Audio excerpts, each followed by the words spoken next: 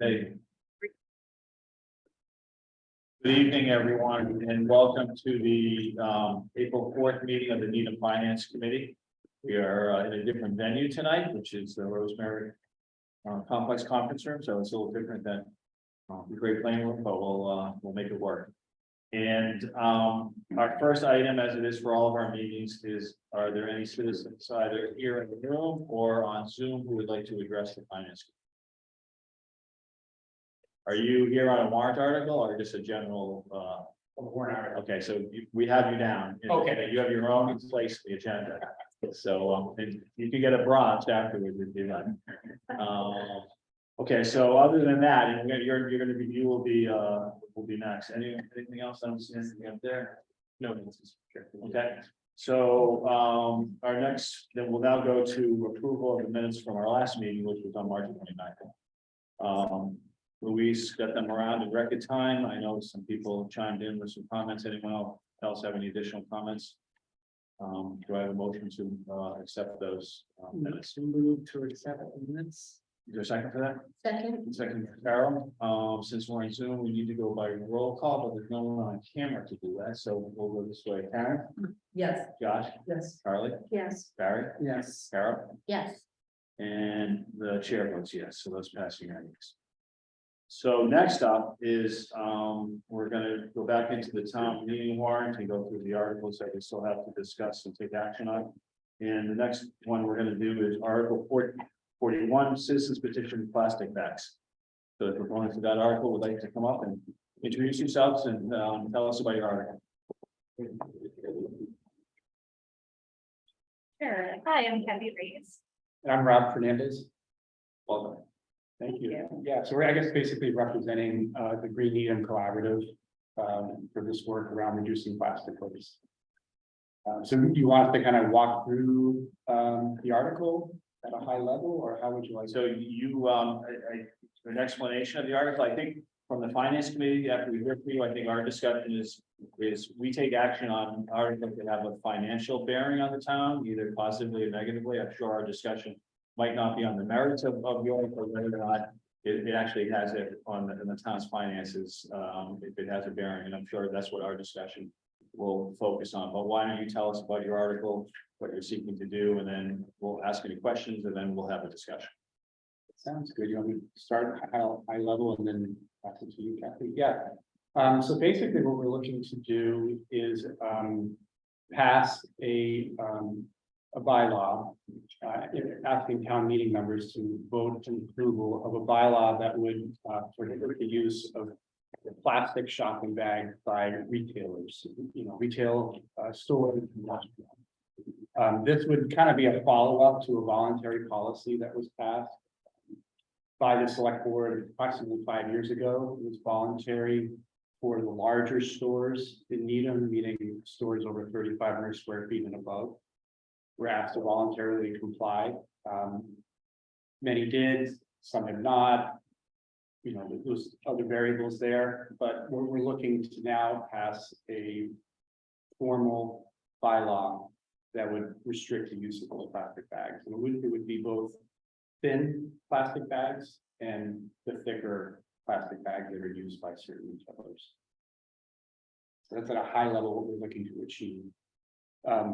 We can add more information. Essentially, it's Article 41. There's a lot of information there talking about what would be permissible in terms of a reusable bag. And then there's also kind of a phase-in period. The larger stores, 3,500 square feet and above, would be, if this were to pass, would be required to comply within 6 months or so. And then the smaller stores and retailers and restaurants would have a year to comply. And we talked with select board members, town council, town moderator, going through the language and preparing this article. So I know the warrant, at least I have, which is a draft, it has no description of the article. Is that something you guys are preparing and will be putting in or submitting? How does that work? It's in the next version, because we work together. I have that here, if that's helpful. I started the one. You can take it to disseminate. Yeah. The whole thing, but I think it's in italics on the second page. Any questions that committee members have?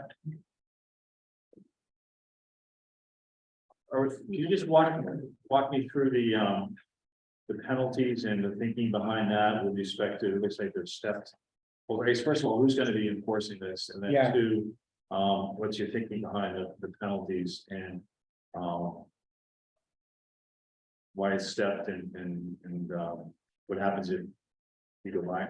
Or I guess fourth and subsequent $300, if it's by the day or by the incident. Right.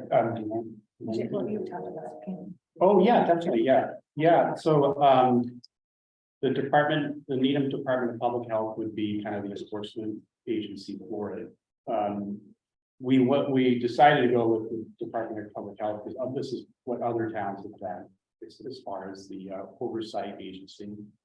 We talked a lot about the penalties, the fines, whether, we're not looking for this to be like a punitive action, really, but in consultation with others, the thought was that, there needs to be some kind of enforcement mechanism in place. And so the first offense would be, a warning. So if a store was using a plastic bag after the phasing period, it would be a warning. The second offense would be $100. Third offense, $200, fourth and subsequent $300. And that's per day, not per. Per bag. Yeah, exactly. Yeah, and then one thing we wanted to mention is that we've had a couple conversations we've had a conversation with Tara Gerge, with the Public Health Department. And then also Tejal Gandhi, who's on the board of public health, and we're actually meeting with them next week. Just to let them know about this, talk about this proposed bylaw and ask them about the enforcement kind of mechanism. And, we wanted to talk to them too in preparation of meeting with you, and they both kind of conveyed the fact that any kind of oversight would be no additional cost for the department. That it could be incorporated into normal, review of retailers and restaurants. And especially too, if it was any action would happen with a complaint. For example, if someone were to say, oh, this store is using a bag, contact the Department of Public Health, and then they can go check it out. And they said that, that there would be no cost. We're going to meet with them at the next Friday at their, this is the Board of Public Health's meeting to kind of talk about this more extensively. Have you talked to the retailers and how this would impact them financially and in their doing business? Yeah, we absolutely did. We actually put a survey out. It went out to about 75 different retailers that use plastic bags regularly. And of the 75 businesses, 19 got back to us. And of those 19, only 3 use plastic bags exclusively. And in fact, out of that same 19, 6 don't use plastic bags at all. So it's, very much towards the side of most retailers supported a plastic bag ban. They use plastic and they use cardboard and paper as well. And again, additionally, the ones that use plastic try to do it as minimally as possible already. So they really did support the plastic bag ban. In fact, when the survey was sent out, feedback that came back was, I thought we already had a plastic bag ban in place. So, Well, that kind of goes to my next question is then. Of the people that did respond, how many of those people were 3,500 square feet and over? Or were they all 3,500 square feet and under? I think Most majority were under. 3,500 square feet and above was pretty much like Trader Joe's, CVS, Sudbury Farms, Roach Brothers. So none of those people. They did didn't, not they didn't respond, but we do know that CVS uses the thick bags. Yeah. Sudbury Farms does.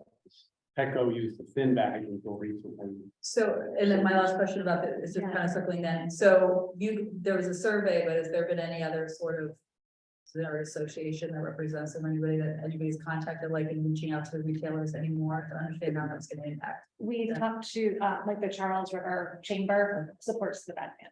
Yeah, they came out, yeah, Greg Reedman, and talking with him, he supports this action. Yeah, we're the only town out of the four that are represented in the chamber that does not have a plastic bag ban yet in place. Thank you. Yeah, good questions. We want to be sensitive to the concerns of smaller businesses who are using these bags, but based on the survey, there's not many that are.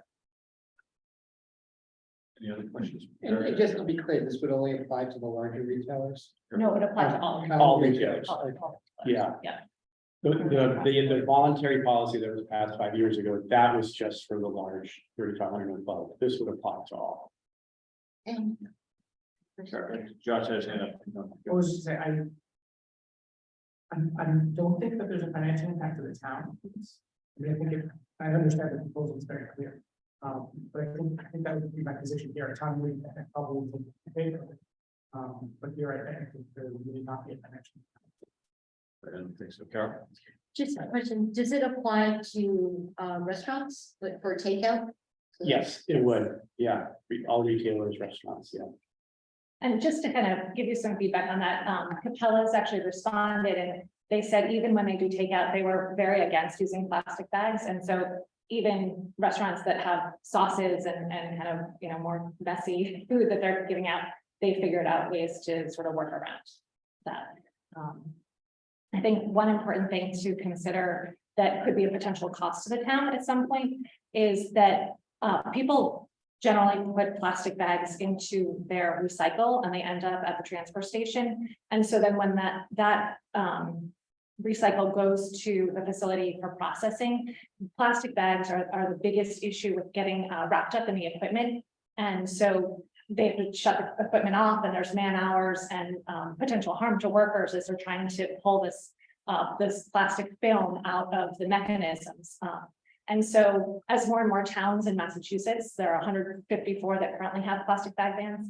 As more and more towns ban plastic and the facility is seeing plastic bags come in, Needham can kind of stick out as an issue, a potential issue, and it's a cost. And so they may turn around and charge us more for the type of trash that we're, kind of putting into their facility or the recycle that we're putting into the facility. Yeah, Any it's other a- questions from?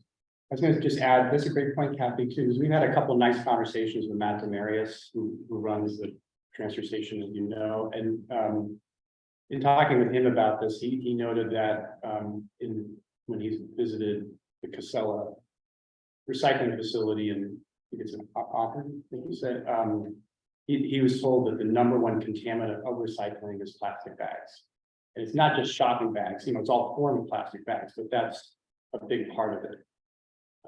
But when you look in the receptacle at the transfer station, there's Roche Brothers bags in there all the time. Yeah, right. So people are not bringing them back to the grocery store to recycle them properly. They're getting confused and putting them in. And so that is a potential issue, which could cost the town money. Any questions? Josh, you want to make a motion? Sure. And vice hesitational position on this. Due to lack of. I don't think all business. So that's Josh's motion, and a second for that. I would second that. Any questions or comments? I think it's great. I look forward to voting for it at town meeting. As a town meeting member, but I think that just so you understand from the finance committee, when we say no position, it's because we're here to discern whether something would affect the town plaza, the town's money, as opposed to a restaurant's money or its tax. Someone who's going to a store might have to pay more because they're using different kinds of things. Just from the town's point of view, whether there's a discernible financial impact positively or negatively. It's hard to see based on this, that is. So that's the position that the motion that we're gonna be voting on, but I think that doesn't mean that you're not gonna support for people who were able to vote as town meeting members. That makes sense. Yeah. So let's take a vote then. So, Karen, Yes, that's. Josh, Yes. Carly, Yes, Eric, Yes. Carol, yes. and chair votes yes on that motion. So thank you. Good luck. We'll see you in a couple weeks. Great, thanks a lot for your Thank you so much. time. Appreciate the time. Appreciate it. Okay, we have a series of articles in the town meeting warrant and, we have them listed, but I just want to pull one. We'll go first with Article 28. Karis, did you want to come up on that?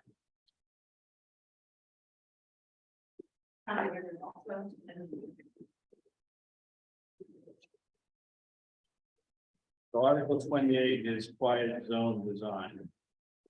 And just so people know, we're gonna hear from you guys tonight. We're not gonna vote on it tonight. We're gonna vote on it at our meeting on the 19th. So who's gonna present? Maybe you remember that one wrong. The policy reason. Well, I was just gonna go back to the pandemic, this is where I think this starts. We've been discussing quiet zone for a number of years at the select board, and for a number of years, we've determined that it wasn't something that we would support. During the pandemic, it became very clear that to the citizens in town, it had a different level of impact. And it became much more of a quality of life issue for many people at that time. It also relates to the initiatives that the select board and the town will be taking as it relates to MBTA communities, development along the spine in town. If we're looking to make that land and that housing more habitable, it probably helps not to have a train horn blowing at you. Somebody calculated, hundreds of times a day as the train is coming in and out, starting with the horn at 4:30 in the morning. So for people who do live right next to the train, that means if you have a child, the child's often up, starting then and your day begins. In our looking at this over the course of many years, we identified that with Needham's 5 at Great Crossings and the 6th at the golf club, that the 6th at the golf club presented the most challenges. We've been in discussion with the MBTA for, again, at least 5 years, maybe longer, but when we last met with them, they had some ideas about how they thought it might be able to be solved at the golf course. It turns out that that hypothesis was not good, and we've written back to them again in February of this year, inviting them to reconnect with us again about potential solutions at the golf club specifically, which is more challenging than some of the other crossings that we have that have, regular and routine sort of approaches to how a quiet zone might be done. So I think there are no approaches as we look at things that are happening. We've made a decision to use Chapter 90 funds at Great Plain Avenue. As that street is getting work done anyway, that we could incorporate this into the Great Plain Avenue project. So that was the first one. So then we start to look at the others. What you see in front of you is a warrant article first for design for the other intersections. And then we would expect to come back a year from now for monies for construction of those other intersections. For a total project cost of, I'm not looking, 5.4. 4.1 for the non-chapter 9 and 5.4. 5.4 total for everything.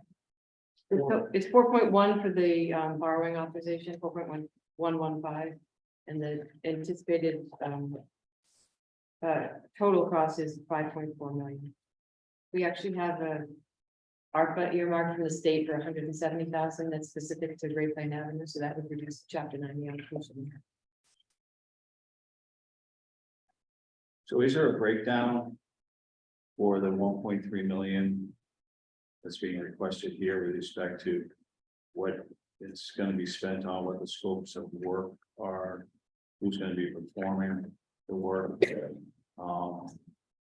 So can we get back up for how the number arrived at and what we would be getting for the 1.34? And so do you have that now, or can you get that for us? So I can give it to you in a broad information. I can provide you more detail after the fact, but this is primarily for design and permitting. It is, if there's any surplus in this, we would use it to do the early, do some preliminary construction as part of the project. But the majority of it is the design and the permitting aspects of it. And I believe the permitting aspects of it with the MBTA are fairly extensive, but I can break that down by intersection if that's what I think you're asking for. And then the same thing with the construction, the 2.775, like the same thing. Just a comment on that is that the ratio seems way off to me.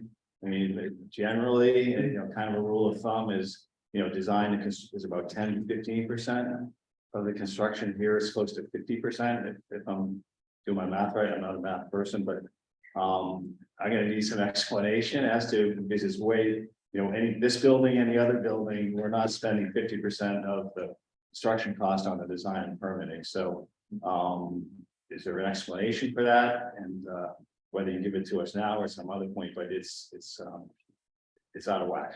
Sure. Yeah, I can certainly provide you the backup documentation. Again, I think it has to do with the permitting with the MBTA. But I can provide you a cost breakdown for our design estimate. And am I correct that we could go through all this, we could spend the money both on the design and the construction and then not receive permission from the MBTA? I think we would know before construction. But we wouldn't know until we spent $1.3 million. Well, you guys are aware of the lawsuit that's been filed? We are, that lawsuit, I do Is know, that causing any hesitation about going forward with this? well, I don't think so quite yet, Why okay? not? Because the lawsuit relates to pre-2006 crossings, which are actually a different level of safety. So I think we would like to understand more about the lawsuit, but we're not talking about comparable levels of safety with what's contemplated here and what people look at now for quiet zones. We also, council is exploring the fact that it's a state lawsuit and it's federal regulations. It would seem to me that until you had some certainty there, that going forward, putting 1.3 million of our money at risk without knowing for sure that this is something that's viable and that is going to be permitted by the MBTA when they themselves have a lawsuit in place about it. I don't, as you can tell, I'm not in favor of this, and I just don't think that's the right way to be putting money in jeopardy when you don't have clarity there. And it's not like it's an issue that's a new one to the town. It's been here forever, and people I know, I live near it, and I have plenty of neighbors. I have no one who said that they want to spend $5 million of the town's money on this. So, to me at least, I'm not in support of it because I just think it's there's too many questions about the MBTA. The ratio of construction to design is off. And I don't hear a clamoring for it. And I just think the priorities of the town are such with our big capital projects coming up that $5 million is better spent on the Mission School or Paulus School than it is on this. But I welcome what other people might have to say. So you mentioned the lawsuit with Beverly. The other big components of the lawsuit is that the federal rules require that street grade crossings be upgraded for safety. So all the intersections, right now, West Street. But for some reason, it's ridiculous. The federal law does not require safety upgrades at pedestrian only crossings. But we do have pedestrian only crossings, like Axe, the interceptor station, Axe, the Hershey station as well. So with these design funds, include design for safety upgrades at those pedestrian only crossings. I think that has to be considered. One of the reasons that they don't is that the bells ring on the train well, almost all the time, but certainly when they're coming to the station, all the stations, the horn sounding is unrelated to the bell sounding, and the bell sounding is quite loud. Also, the quiet zone doesn't prohibit somebody from the engineer from using the horn, so that could be used as well if there are people on the tracks. But the regulations, as you say, do not cover that. And the other point is, I think I would feel more comfortable using cash rather than debt. It's similar to what John was saying. We have a lot of debt obligations with the schools in particular. And if we can find the cash to pay for this, I think it would be beneficial.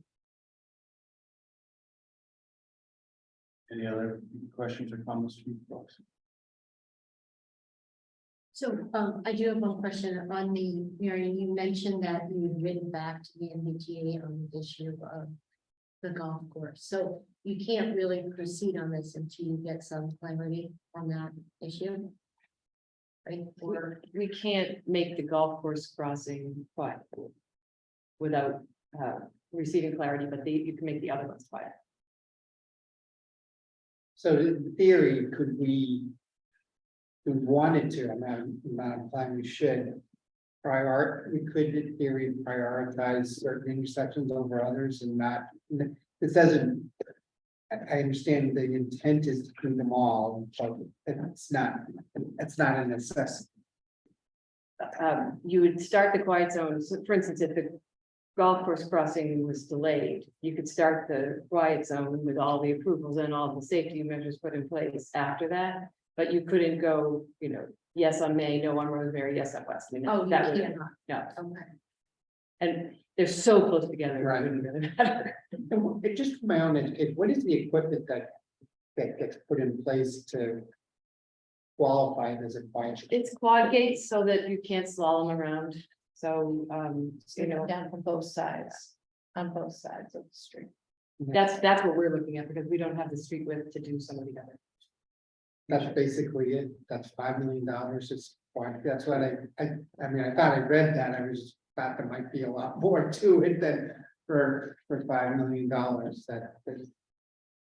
wow. And the walking paths, but yes, that's what it is. It's a lot of gates.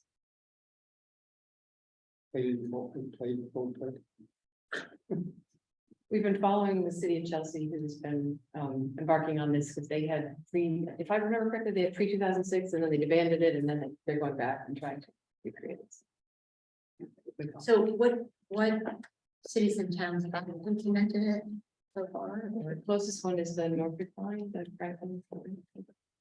That's your Norfolk. So, We do, of course, have the most crossings, right? So that's the challenge in Needham. The Beverly lawsuit was interesting because in reading the newspaper, there's a point where they talk about the trains going 60 miles an hour. I'm not sure where in Beverly they can get up to 60 miles an hour, but presuming they can, that doesn't happen in Needham. So it's a interesting question. is this a select board priority? Is this? It is a select board priority. I understand you're saying that you haven't heard from citizens about this. I could probably show you 400 emails, but there has been quite a swell of support on numerous occasions, in fact, to the select board for prioritizing this. And people do understand the cost because we've been talking about it as essentially a $6 million project throughout the duration of the discussion. Okay, so if you get that information for us, and then we're gonna be taking action on it, on our meeting on April 19th. Thank you. Okay. Next one, I know, Josh, you're gonna recuse yourself. We're gonna do elected official salaries. That's Article 3. Article 3, the recommendation is to increase the salary for the town clerk consistent with the voted general wage increase to non-represented employees at 2.5%, and everything else relating to the existing town clerk in the footnote remains in effect.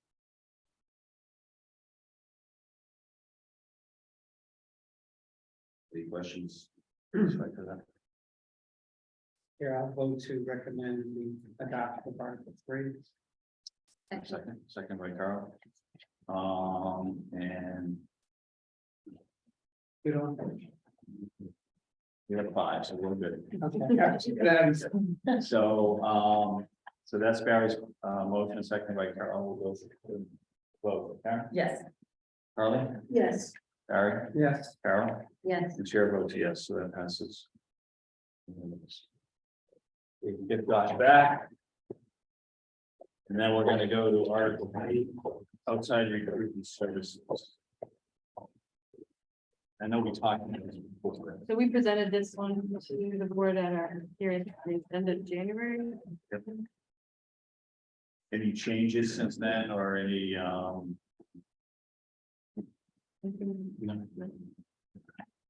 and so these are funds expected to be expended during next year, fiscal year 24, or is it indefinite from it might carry over into further years? Yeah, the expectation would be for 2 years. 2 years ago. That's what the estimate's based off of. Yeah.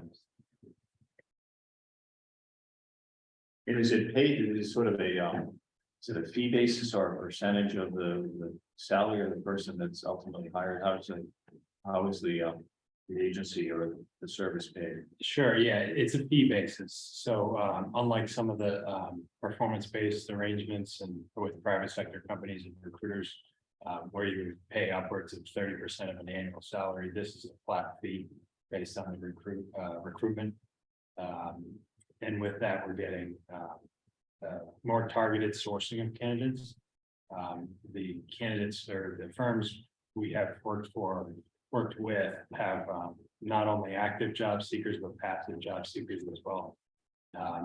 And then it's an initial vetting of candidates and finally some set up of first round interviews, getting us off the ground. So it's a fee basis to your question.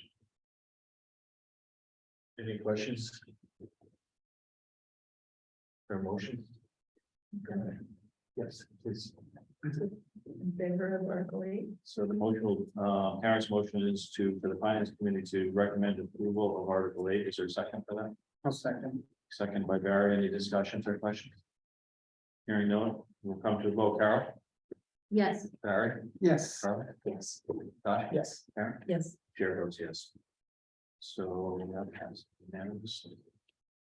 Then the next one is Article 9, which is temporary staffing services. Again, we talked about this one during our budget hearings, but is there anything changed on this one? No, no changes. Also 2 years. It's also 2 years again.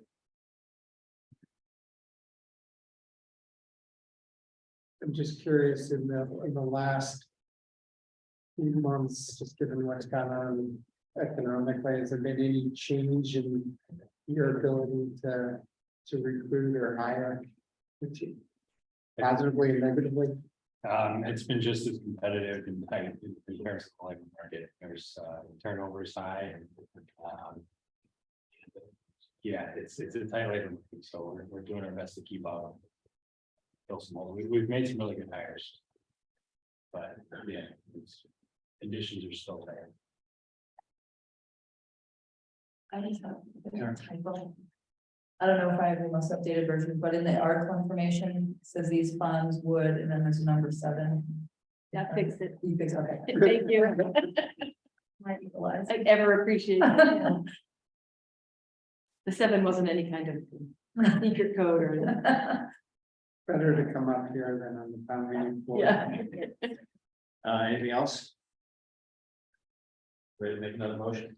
Sure, I need to do it right there. I make a motion to approve or recommend, Adoption of Article adoption of Article- temporary. temporary staffing services. Or I will second that motion. second by Barry. Any discussion, question, or comment? Hearing none, come to a vote. John, Yes. Carl, Yes. Barry, Yes. Carol, Yes. Aaron, Yes. the chair votes yes. So. Thanks as well.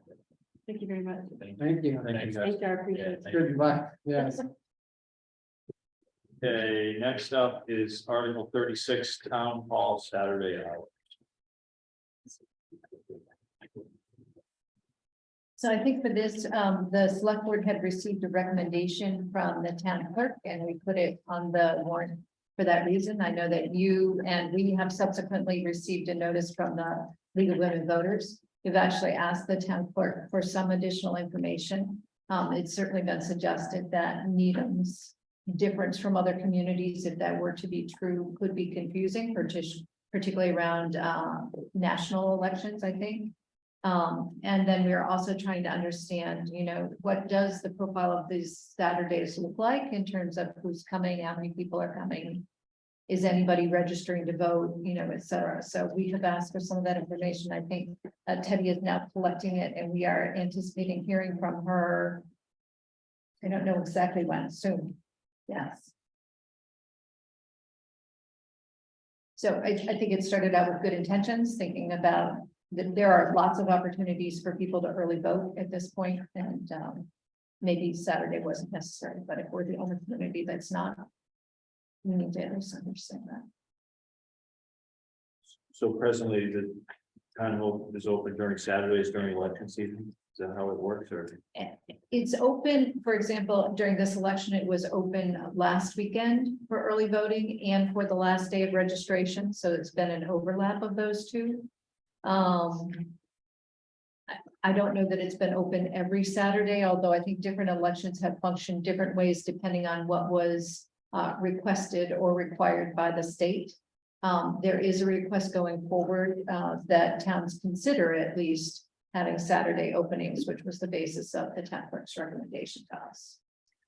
It comes at a time when her staff, as I know you all understand, is actually highly stretched, working to do the town's business and elections and early voting, et cetera. So. Mr. Chair, do we think in particular, select board, which one? Yeah.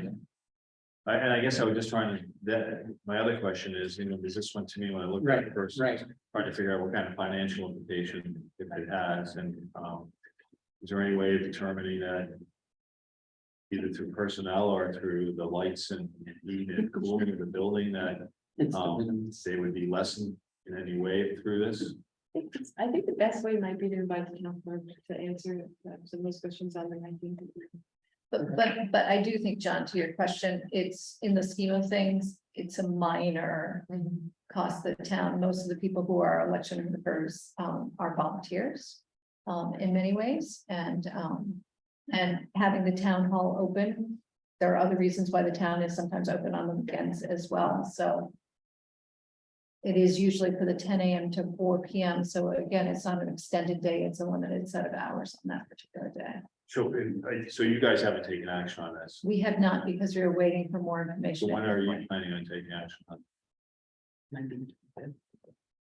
Kate saying maybe the 25th. If we don't have the information. I'm thinking we're seeing you again on the 19th. I mean, if we have it on the 19th, we can provide it to you. The select board would not have discussed it yet. I don't expect that we'll have it by our next meeting on the 12th. So. Yeah, because we're not gonna, at least I wouldn't put it forward to a vote until you guys are gonna go forward with it. Well, then it could be sometime after the 25th, and that's just what it It's a is. little frustrating. I mean, it's not your fault, Right. but it's been on here for a while and not to have that information.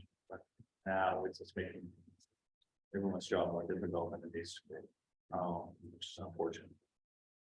So we'll have whatever information we have on the 19th, and we'll see if we can vote on it then or not. Okay. Okay. Let's then turn that to our, so we'll refer action on articles, on Article 36, as we did with Article 28. We'll go to Article 37, general bylaws, non-criminal disposition. So under this article, Mr. Chair, the select board and the staff have recommended to the select board a change in Article 8 of the bylaws, which sets forth the non-criminal disposition schedule. It's been added to serially and in some cases incorrectly with a scheme of numbering that involves both numbers and letters. It's hard to follow. So the first thing that we recommend is that the non-criminal schedule be created in chart form and that it begin in the come in the order of the general bylaw sections that the non-criminal fine is associated with. Then we did some updating of the fines, mostly having to do with some of the text in the bylaw had either no fine or it conflicted with the actual schedule under Article 8. So we've tried to normalize those. We've added in some cases the town officer who can enforce. And then we've mostly standardized the penalties in some of the sections, like in the police regulation sections at $50. Miles did all the work on this. If I may, Thanks, Mom. and council, is there anything else that I missed there? We can answer any specific questions, but that we eliminated formal warnings as a step in the process. There is a note that says there's always an ability to do a warning, and in fact, I would say in almost every case that ever been associated with a non-criminal disposition fine, that warning has been the only fine that's issued, but there are certainly some cases where we should. we also have a situation on non-criminal fines where we do bring them, we do issue them and we bring them over to the clerk magistrate, but they almost without fail get dismissed. That is actually my question. What is in the aggregate? How much dollars do we collect in a year relating to all these funds? Sorry, Dave. I mean, we issued during the peak of our non-essential outdoor water use restriction, we issued thousands and got none. Maybe some fire and burglar alarms we get some fines for improper, but we're talking about the non-criminal fines. I mean, the dollar value is very, very low. Yes. And that's not likely to change as a result of, I guess, that's my point is that we're not really changing the actual, well, materially changing the level of fines. Right, and thank you for that. This really came up because when we add a new bylaw section, we add a new fine section, at town meeting several times has said, out of these, why is it $20 for coasting and $50 for bow and arrow? So we tried to make it clear. There is another step in this process in which I do think that there should be a review of these bylaws and whether posting is something that really needs to have a section in the bylaw, but this was really to get in a place where we could view it, and then next week we take a look at whether they're on this. Yeah, I think you could have a lot of fun with some of these, you know. The like select. Sale of cigarettes by machine. Yeah. That's it. So this is phase one. We didn't want to mix the two, because I think we wanted to say to people, this is how it would look, and then we'll come back to you. We With, probably need to change the spelling of the word offense as well, right? oh dear. I mean, I'd raise the fee on demolition of a building without a permit, $300. That's a bargain.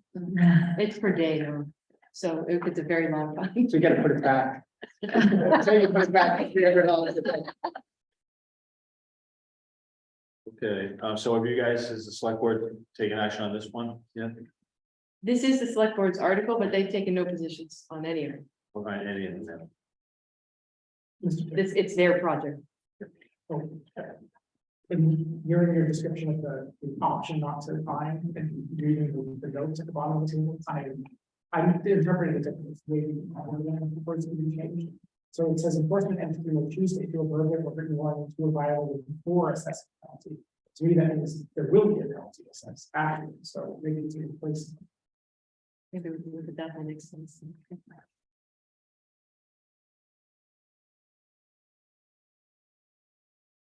So when are you guys voting on this article? Next week.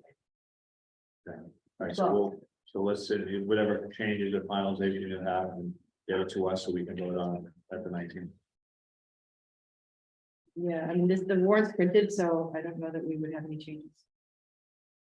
Other than fixing The errors. word offense. It could be, are there more than one ways to? Yeah, Which is the right way to spell it, but other than that, we're good. That's- All right, so Yeah. what, do people want to wait until the select board votes on this, or do you want to, can we go forward now? I moved that this article has no financial implications. It really doesn't. You agree, Carol? Yeah. What do you guys think? So you want to make that motion, then, Barry? Sure. And move this, the finance committee takes no position on Article 37 due to lack of financial implications. Is there a second for that? Second. All right, Carol, any discussion, question, or comment? Come to a vote then. Josh? Yes. Carl? Yes. Barry? Yes, as fascinating as the article is, by Carol? Yes. Karen? Yes. And the chair votes yes. Mr. Chair, I know that a few years ago, we passed a bylaw that allowed the town clerk to fix spelling errors and. Good. All right, then the next one we have is Article 38, which is amending general bylaws transportation. So this particular effort was something that the select board undertook starting January a year ago. And I'm hopefully not losing the timeline, January a year ago, no. Last It fall. started last summer, last fall, and ran through this January. Looking at all of our transportation committees, there had been a request, in fact, from this particular transportation committee that is in the bylaw, saying the scope of work that's stated in the bylaw and the charter is not consistent with anything that's helpful to the town at this point. historically, this was a committee that really worked on the town's behalf with the MBTA. Since the town manager form of structure, that really has changed, and a lot of that work with the MBTA really happens through the town manager. But in fact, the town has a need for a transportation committee that has more oversight over all the methods of transportation that go on in town, and helping us to create a master plan going forward for how we can make multimodal plans for transportation more successful in Needham, and create a master plan to support that work. So as the planning group came together, they planned a new structure. At this point, the proposal is to take the transportation committee out of the charter. But we've reconstituted a new set of committees, and they are very excited about getting going on the work that's ahead of them at this point, so. Again, I don't see financial impact for the So town, this just but it is eliminate what's in the bylaws today and taking out and will reconstitute with charges for each of these and who the membership is, et cetera, to go forward for a structure. Okay, Barry, you ready? Mr. Chair, I recommend the finance committee take no position on Article 38 due to the lack of financial implications. There's a second for that? Second, Second by Carol, any discussion or questions? Hearing none, from the vote, Karen. Yes. Done. Yes. Carolyn. Yes. Eric. Yes. Carol. yes, Chair votes yes as well. Article 39, is that off? Or being withdrawn, which the constables, commission, press funds, more than That's been John. Okay, then that brings us next on our agenda to the special town meeting warrant and the two articles with respect to the fire union collective bargaining agreement.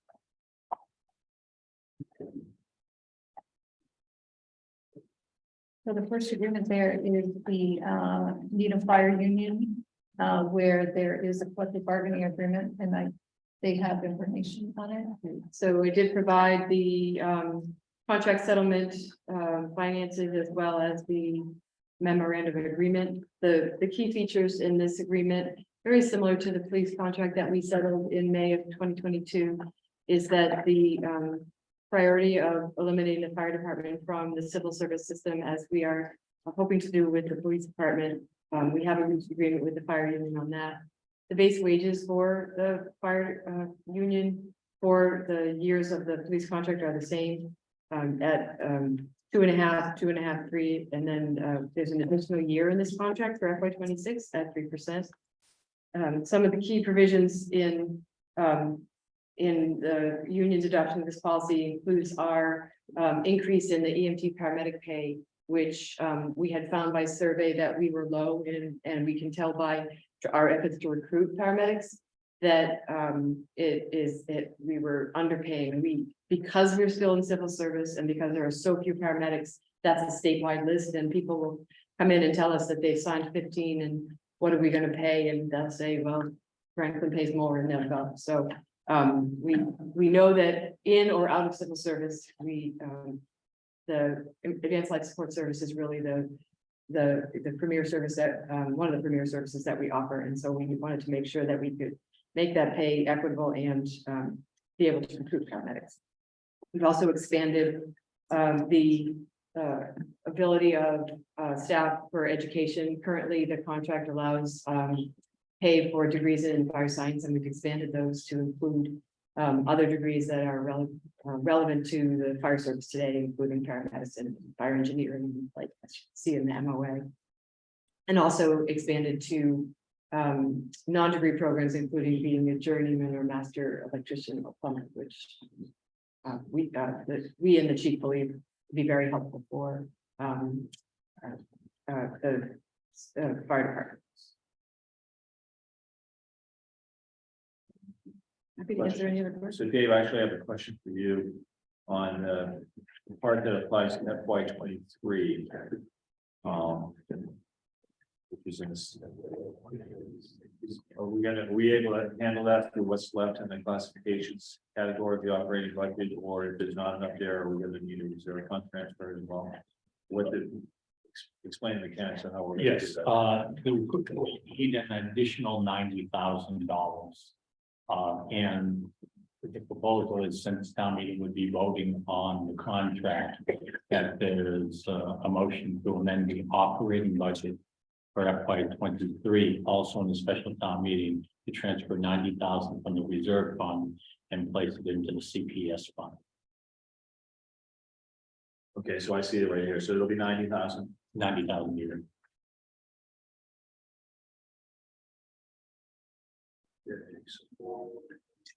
So that's the mechanics of how we'll handle that, and then. On the FY 24 operating budget that we. It's incorporated Is that into all within classifications and that? Yes, it is. And then next year, the FY 25, we will include these within the. They would be in the base budget. Base budget of the fire department. People understand that, how just the mechanics of that will work. Any questions of people? Okay, is that our last outstanding contract? Currently, yeah. Awesome. Anyone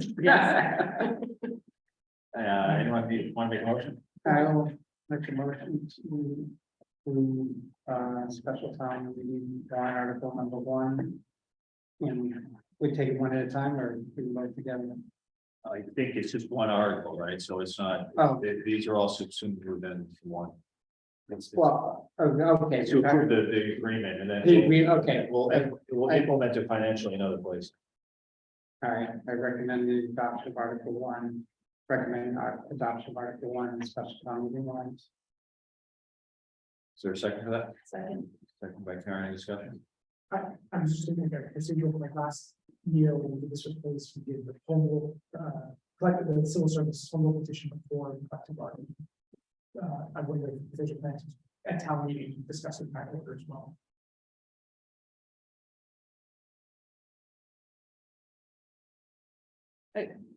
I believe we discussed them together. We had a motion to discuss them together. I mean, I haven't looked at that warrant, but it seems to me it makes procedural sense. If the contract's not voted, then the civil service portion may not be. I think the thought last year was that getting out of civil services would be baked into the bargaining agreement.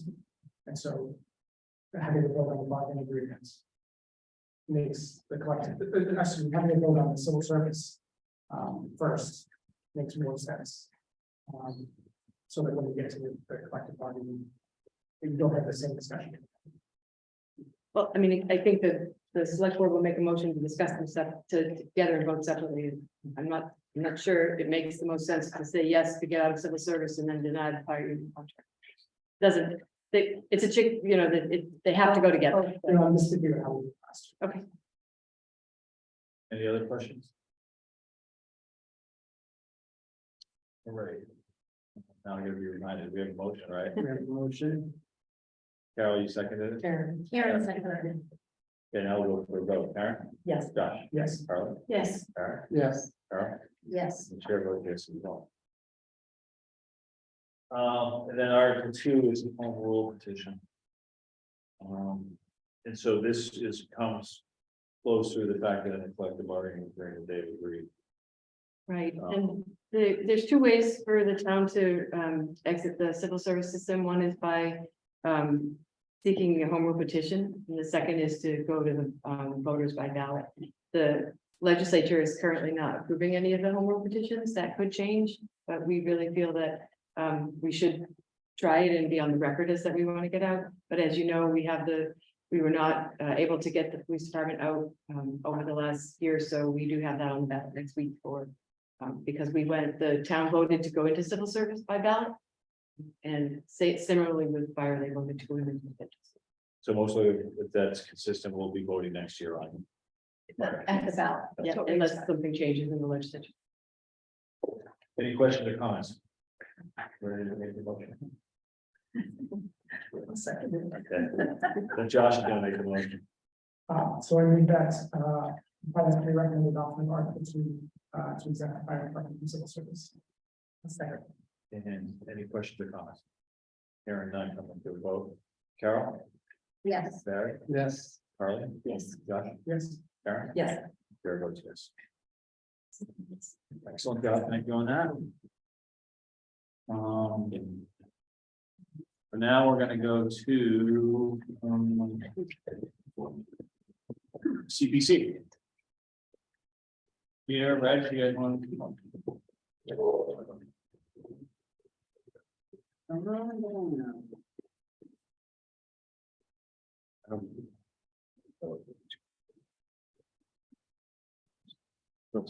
Yes, Cecilia, I'm sorry. Come on.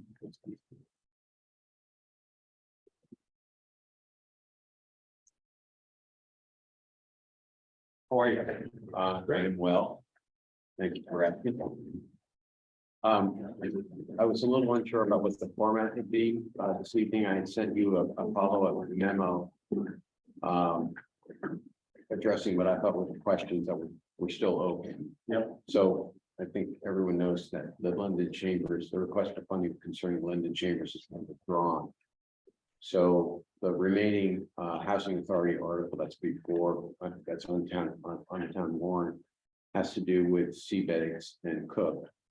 Not to invite a lot of questions, but I think that we spent a lot of time on Linden Chambers, and Reg and I just kind of anticipated that we may have some additional questions with respect to seabeds and Cook.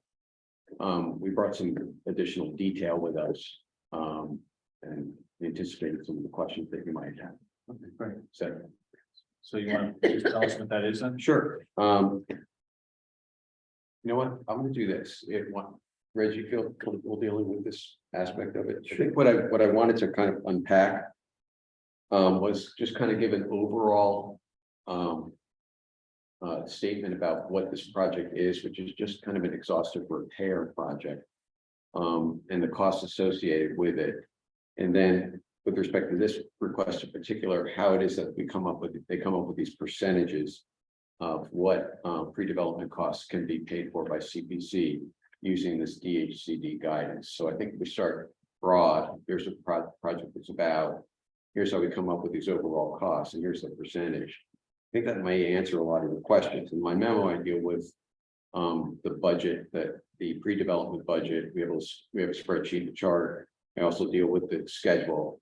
One thing that I didn't unpack in the memo is the actual kind of breakdown by category of how we came up with it.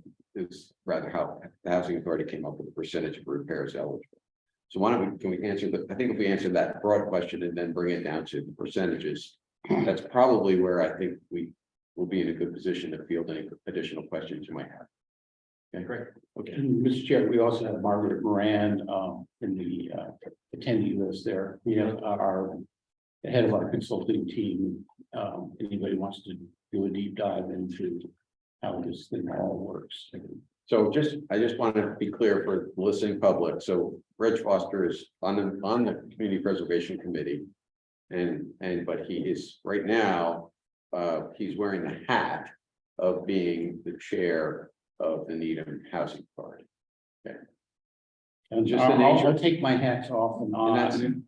Maybe I should bring two hats next time. No hats allowed, but See, But next then- to my desk, I have a white hat and a black hat. Oh, yeah, that's what I do. Depending on what cause I'm advocating for, I wear one or the other. but it's just the nature of how CPC, the committee itself is constructed. So It's you people from Park and Rec, for example, on CBC.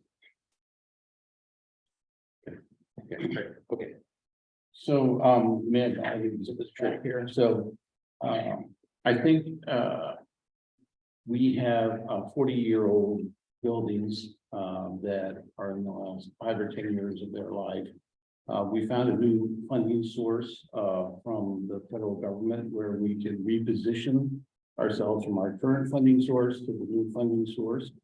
If you go through a certain process, and that process involves, these, 140-page property analyses of seabed, and identifying every single possible thing that needs to be repaired in order to qualify for this new funding source. And then there are some very microscopic spreadsheet analyses, which I have a larger version here if anybody wants to take a look at it. But there's basically 4 detailed pages of repairs that need to be done.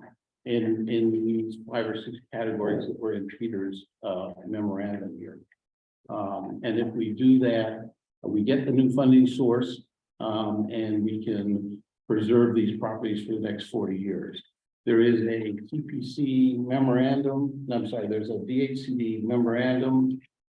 Peter is in custody of all the exhibits from that 2013 that tells us that only a subset of these comprehensive repairs that need to be done under the federal funding source, only a subset of them qualify for CPA funding. And so after we completed these analyses here last year, we went through these 4-page spreadsheets. Not we, mean our consultants and so forth, and we yellow highlighted every line item that qualified for CPA funding. And we boiled that down to a percentage, which is on average 21.5%. And then we came up with a budget for doing the pre-development work and design and other things you need to do, which needs to start right away. Because we don't get this new funding source until we begin construction. And that estimated out to about $1.1 million. We also put together an overall project schedule that runs between now and towards the end of next year when construction can start. And we basically said if we did all this pre-development work starting this summer, then we put out an RFS for a designer engineering services firm to do all the detailed design and architecting and engineering of all the repairs that need to be made. So those can then ultimately be turned into something, construction documents in the end that we put out to bid again. You can hire the general contractors to be able to do this work with the subcontractors. And once you begin construction, the funding source, and this new funding source from the Fed begins. So when you, I'm going through this very quickly, so anybody wants to ask questions, we can drill down. But the bottom line is about $241,000 of the $1.1 million pre-development budget we have is eligible for CPA funding, and that is what we're asking the town meeting to consider granting us. That funding is very much needed because we've also scoured our own internal financial resources available for doing this pre-development work. Pre-development dollars is the hardest to come up with for any kind of any one of these kinds of affordable housing redevelopment projects you need to do. And if we do not get the $241,000, we'll probably have to look at more extreme measures like trying to borrow the money, or we don't have a identified funding source other than borrowing the money at pretty high interest rates. And it does not look like a really good thing for us to do. So that is why we're before now you and previously it was the CPC asking to approve this, support this funding request. I believe the CPC did support this request at our last meeting. So a couple of questions for me, I'm sure others will have them as well. What is that? So when we combine our 240 with the funds, other funds are getting from other sources, the pre-development, what will be the end result? Will it be a design package that is available to go to bidders and with regular permits in place? Yes. Okay, so the only funding required after that then will be the actual funding to construct. Yes, and we do not expect to have to come back to the town or, for any further construction funding, because it will unlock this new source of federal funding for us. And I'm trying to check correctly, this is to refurbish what we have. It's not to create any new housing in that area. Correct. Correct. Okay, it's just to Preserve it and extend its and- lifetime, yes. There's the roofs and other units along those lines, okay. And Rich, how many units are there?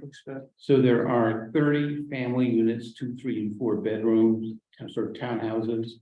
that are all deeply affordable, meaning that nobody who stays in our rents from us pays more than 30% of their annual income, and we have 46 senior housing units for the seniors and disabled, and they are 1-bedroom units, all of them. But no elevators. In this project, it pertains to all that, the Yes. 76, just use it. Yes, These are owned by the town. Or is the, they're owned by the Needham Housing Authority, and the land is owned by the Needham Housing Authority. It's on 11 acres of land up by the TV tower in the north part of town. But the funding for these is federal funding as opposed to Yes. the state fund, Yes, which is different than Linden. yes, yeah, it's a different world, yeah. And it's more generous world, and we can tap into this source of funding using a very well-worn path that's been followed by many housing authorities before us. Can you give this an example? The spreadsheet looks very elaborate. What's covered by CPA and what's not? And I'm not looking at every item, but just give an example of 1 or 2 things. So, sure. If you think about it, they're just gonna take these buildings and refurbish them from the inside out.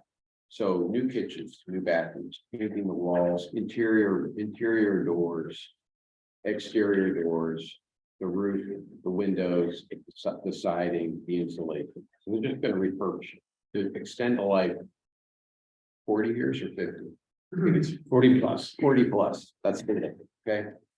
So under DHCD has issued this guidance about what you can use CPC funds for when the town doesn't actually own the property, it's owned by another, if it had been developed by another entity. And what they focus on are the words word preservation within the CPA Act, which is you can use funds to preserve affordable housing. And they define it in this guidance that they issued. And I'll give you the 5 examples: building envelope. And it goes on to talk about it, but building envelope, roofing, siding, window replacements to assure water tightness, upgrading of dangerous electrical and plumbing services, replacement of dangerous building systems, and installation of hardwired smoke sprinkler and other building fire suppression systems. So they focus on those 5 areas. So they put together this spreadsheet, they look at everything, they're refurbishing the house, right? The kitchen, the bathroom, the parking lot. And these spreadsheets have all these line items. And they come up with, when they finish, for Captain Cook, the total for the refurbishment is $8 million. Then they go to line items and they say, well, wait a minute, how much should we be paying for facade, window, roof, chimneys? 1.2 million. How about fire suppression? 338. They match up these categories with the categories that DHCD has said are eligible for CPC funding. And so out of the $8 million project, they come up with a figure of 1.8 million as preservation and therefore eligible for CPC funding. And they come up, and that's when they come up with a percentage of 22.89%. So then just the same analysis applies to Seabed's Way. They get a blended rate, but it's always cooking around 21%. And they looked at pre-development costs, and they just took the total number of pre-development costs, A&E associated with designing all of this. It just goes into one big hopper. And they come up with a figure of basically $1.2 million. What's 20% of that? $240,000. Okay, that's a good faith estimate of what CPC could be funding for pre-development costs. So, and not to be, I have. And if I could just add, this is the same methodology that was used for the Emery Grover project last year. You remember only a portion of those funds of restoring this historical building were actually eligible for CPA funding because it was historical, and the rest of it was creating a new office building for the school. So that's the methodology that's evolved over the years to try to create an allocation approach that is defensible under the CPA Act. So the other 800,000 is design funds comes from where? We have to come up with it from ourselves out of our own funding and we can sort of barely sort of scrape it together. Yes, So you're saying you have the 800 yes, spoken for, it's the other, or whatever it is, and the Yes. balance is what is here. yes, That applies under the CPA rules. yes. And we'd be very grateful if the town would help us out with that. Chuck, if I may, you had suggested a 3-page summary. I gave you a 2-page summary, but if I had added a 3rd page, it would have been this, which the top of it has the DHCD guidance. And in the middle has the chart, which breaks out. Send that along. Okay, I have copies now, or do you want it by email? Just send it to Louise, she'll be able to send it. Okay, wait, it's a breakout of 1 page of the due diligence questions. So, 2 more questions. One is, can you just walk me through the timing? So, this is approved at town meeting. What are the next steps?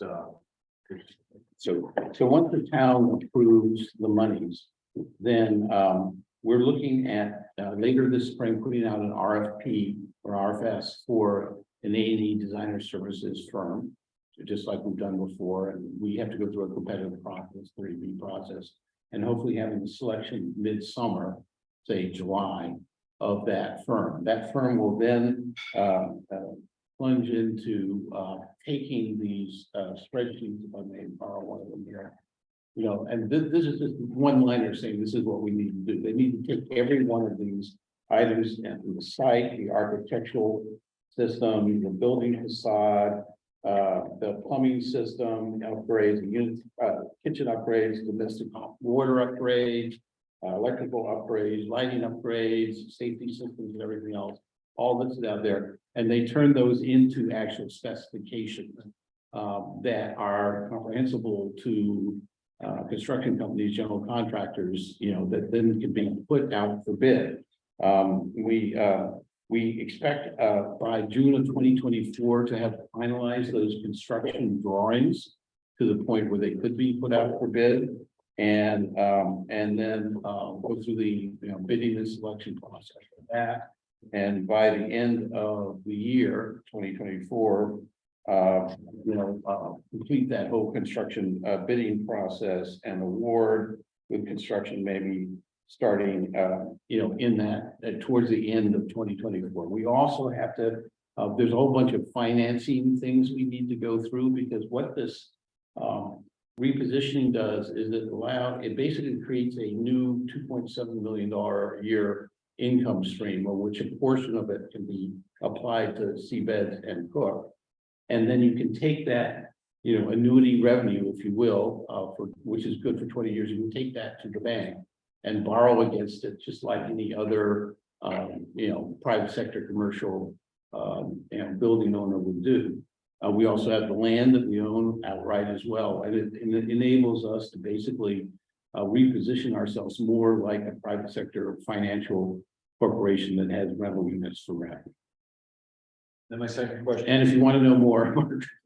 The second question is, are you, how are you gonna sort of implement, or do you have swing space, or are you gonna keep places vacant for people to move to while you renovate the building? What's the plan as to how the construction is actually gonna take place in occupied space? Yes.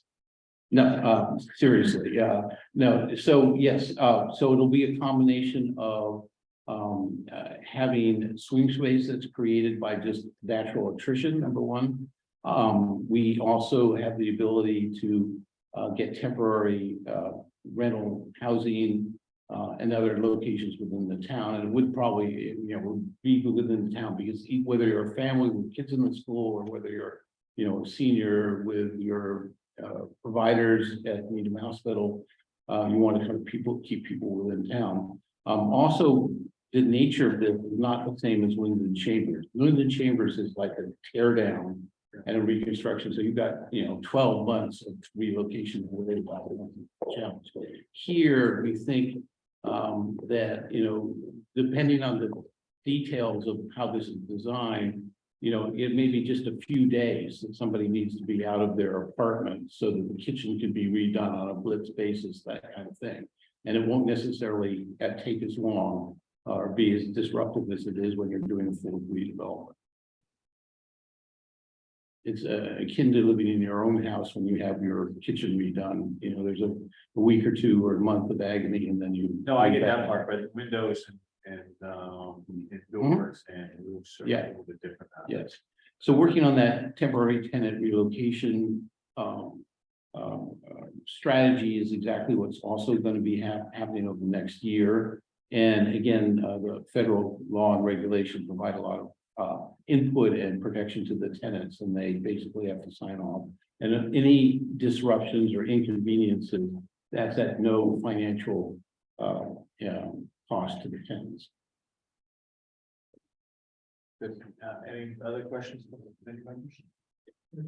So is this a one-time opportunity to fund based on the $2.7 million stream you're getting, or is there an opportunity for the CPC to fund ongoing maintenance in future years as well? So this is a program, I'm not sure I fully understand your question, Josh, but I think I do, which is, has been available since 2012 or 13, and many housing authorities have been taking advantage of it. We're just following a well-worn path that way. It's a repositioning that applies to all our federally subsidized properties. We're starting with Seabeds and Cook, but a couple, 2-3 years from now, we're going to move over to High Rock Homes. High Rock Estates is what it's known as. So there's 60 decrepit bungalows there, and we'll be doing the same thing down the road there as well. Is that answering your question or not? Not exactly so, but it's linked to the position, I heard you say. It's all into repositioning, yes. It has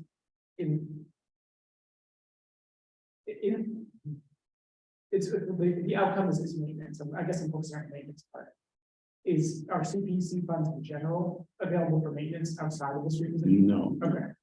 no, we can't use them at all for maintenance of any kind. Yeah, right. Whether it's housing or anything else, Parks and Rec, yeah.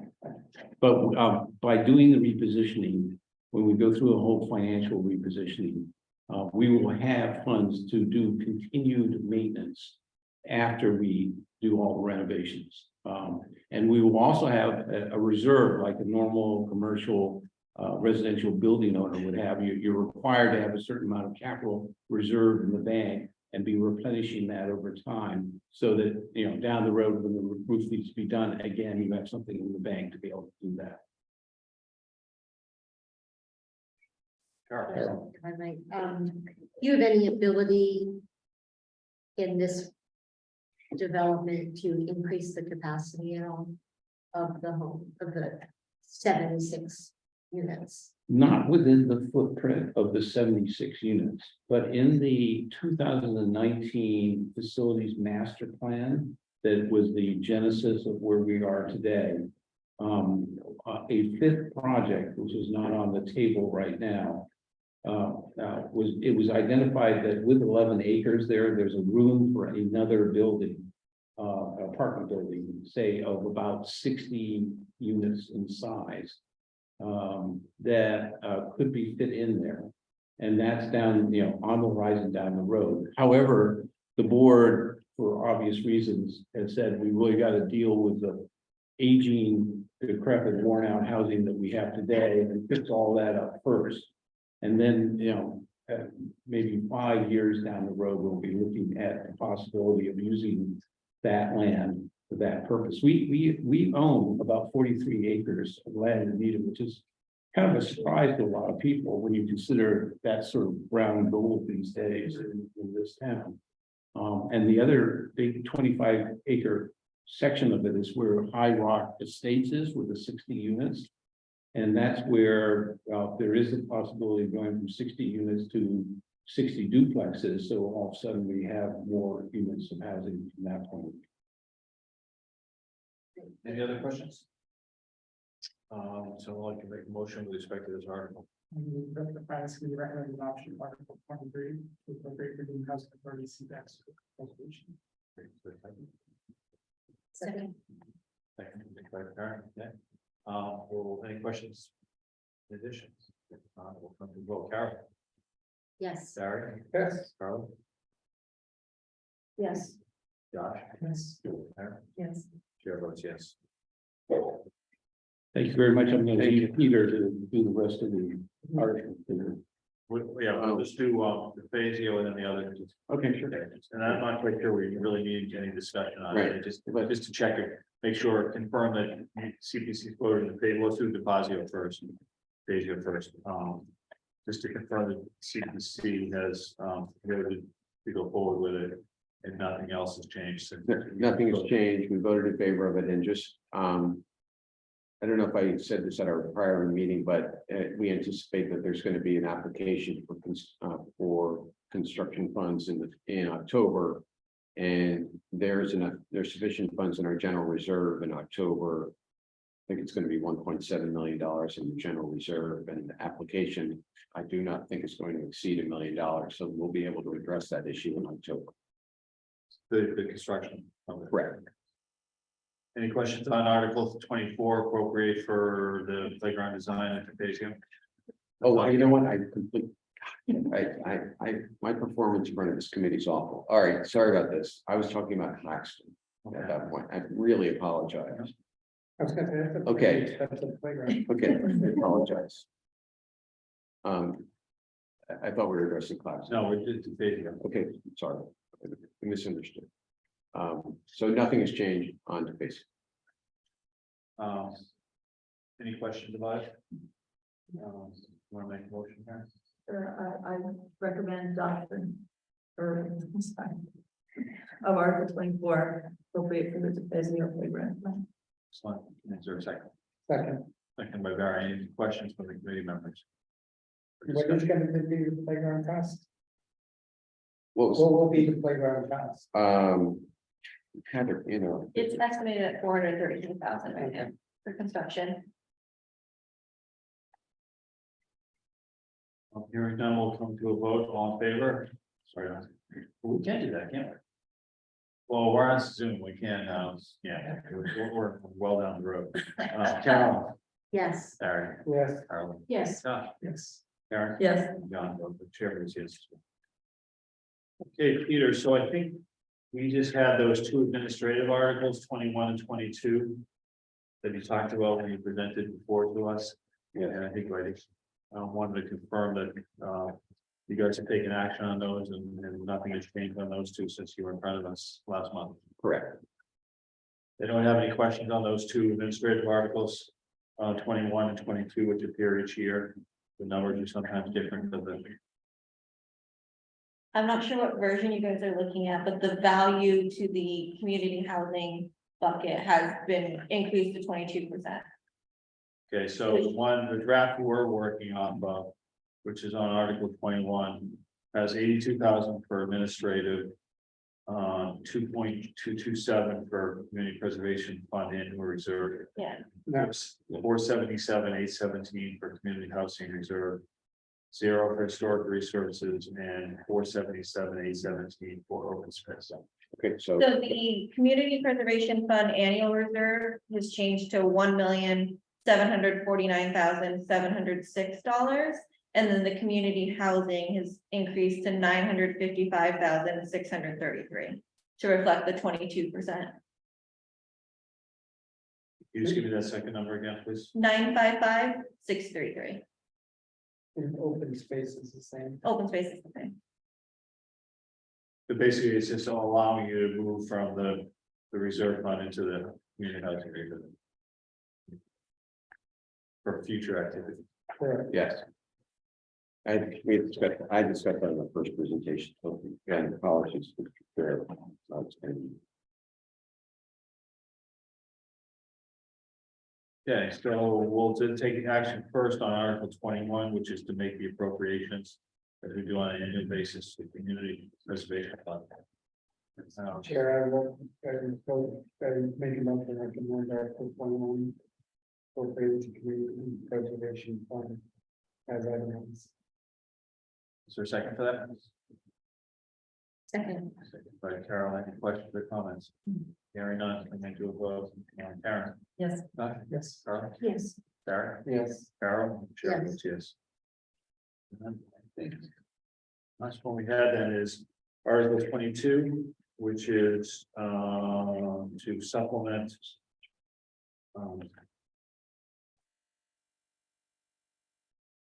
the current fund based on now amounts that are additional amounts that are received, is that a fair way to put it? Or- Yes, you want me to make another run at it? Would be my fourth time. Okay, no, you don't need to.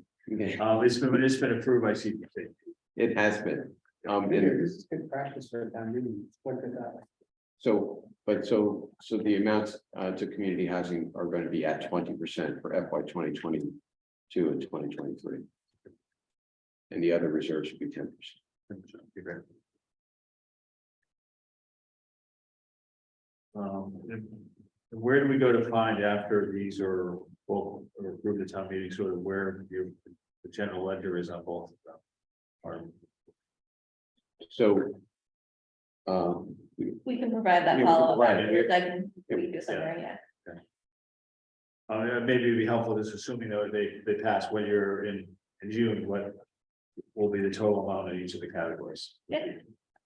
You could forecast that, that would be great. Okay, in case any questions come up, town meeting might be good to have that ahead of time, right? Okay. good enough. Okay, so the motion we need as far as the 22 to appropriate the CP reserve preservation fund supplement to the amounts set forth in the warrant. Are you ready to go? Sure. Vote to recommend. Make a motion to recommend, sorry, Article 22. Appropriate to preservation fund supplement. For a second, Second. am I carrying any discussion? No. Going to the vote, Karen? Yes. Guy? Yes. Yes. Karen? Yes. Carol? Yeah. Chair votes yes. Okay, good job, thank you, congratulations. Appreciate it. Thank you. Thank you.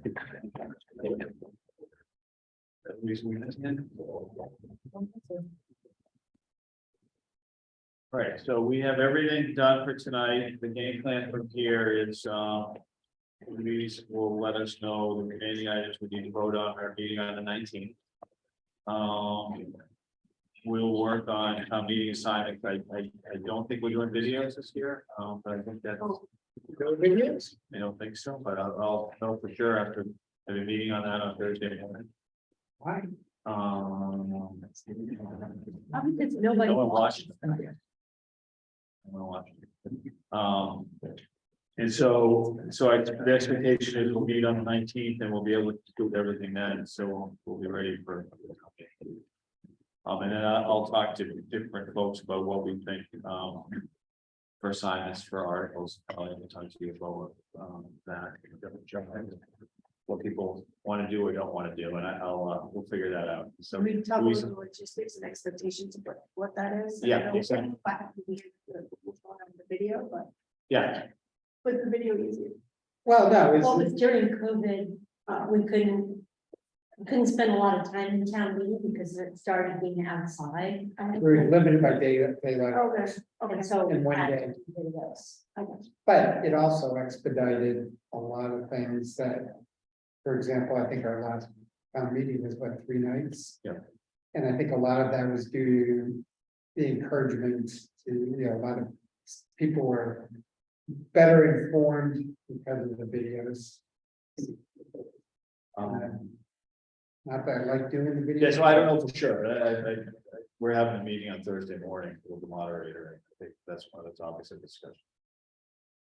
So I'll report back to everyone on that. If you want input, I'd say yes, for no What's other that? reason to. If you want input, my recommendation would be, not that I like doing it, but at least, saves time, hopefully, at town meeting. I just would like to have the assignments if possible sooner rather than. Yeah, so Louise and I'll get it done before the end of this week. Because I'm going away. on the I know a lot of people are going. Yeah, I'm away that week as well, before town meeting. Okay, so we'll get that, I'll get that done. All right, motion to adjourn, all fair, say aye. All right. Thank you, everyone. Did anyone second that? Karen, Like a second. Okay. No. Where are you going?